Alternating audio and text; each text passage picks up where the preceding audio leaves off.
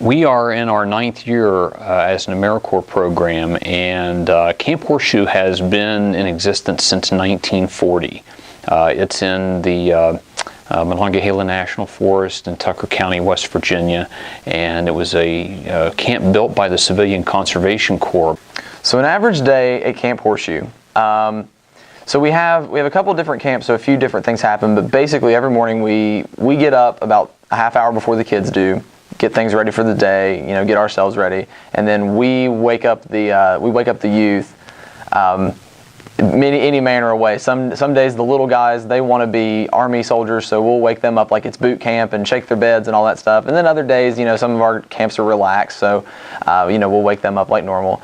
We'll go to breakfast, and then after breakfast we take the youth and we do what are called cabin duties, and they're basically chores or housework, that kind of thing. We clean the cabins, we clean the bathrooms, we do that to build a sense of community.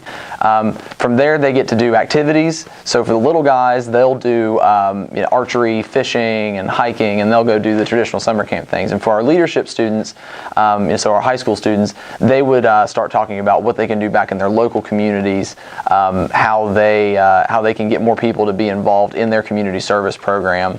Leadership, generally, we have some like big group activity, and then we break out our what are called D groups, and they'll do some challenges, or they'll do initiatives, they'll do problem solving, those kind of things, and it's all to build leadership roles, show the dynamics in a group, and the members, I will argue, get as much out of that experience as the campers do. Our return rate is really good.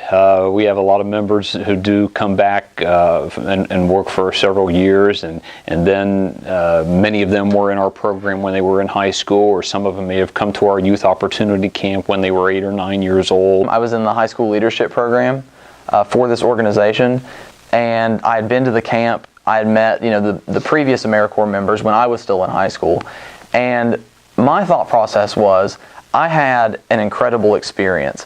I owe it to the next group of people that come through here to have as good, if not a better experience than I had. So the summer that I started at Camp Horseshoe as an AmeriCorps member, 2011, that summer changed my life more than any other point or isolated incident or anything that I can think of as far as developing personal responsibility. Because you got to think, you don't have to pay rent, but you don't have to pay for meals. However, there are hundreds of children around you, or you might be responsible for a group of 12 or something like that. You were responsible for other people, and to that point in my life, I never had anything like that. I never had an experience close to that. We want young people to be able to learn, what can I do to have an impact on where I live?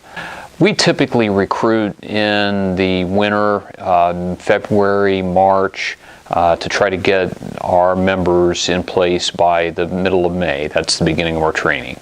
The total program length is about 11 weeks, and when they are at Horseshoe, the commitment is about 6 days a week and about maybe 12, 13 hours a day at times. It's a long day, it's a long summer. They receive a living allowance and the Seco Education Award, but I think the fulfillment that they get of working with young people and the growth that they often develop themselves is a very strong part for them. When you come off at the end, it is the most rewarding experience because you overcame a very difficult challenge, but B, you get to walk away knowing that you made a positive impact on hundreds of people who are the future of this state. Our members at the end of the summer write a letter to the governor of West Virginia where he or she talks about something in the summer that surprised them, either about themselves or